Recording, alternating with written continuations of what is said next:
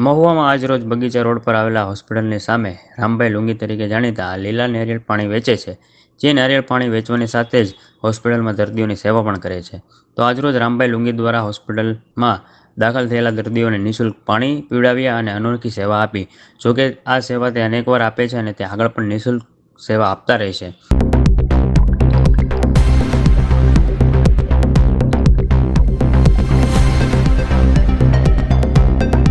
અમારા મિત્ર રામાભાઈ લુંગી નારિયેળવાળા દર વર્ષે સેવા કરે છે. સરકારી હોસ્પિટલમાં પોતાના ખર્ચે નારિયેળ વિતરણ કરે છે દર્દીઓને. ખૂબ સારું કામ, બહુ સારું કામ કરે છે અમારા રામાભાઈ લુંગી.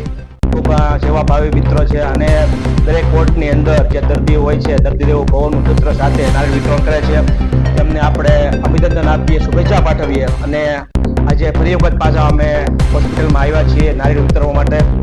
ખૂબ અભિનંદન રામાભાઈ તમને. જય સિયારામ. જય સિયારામ.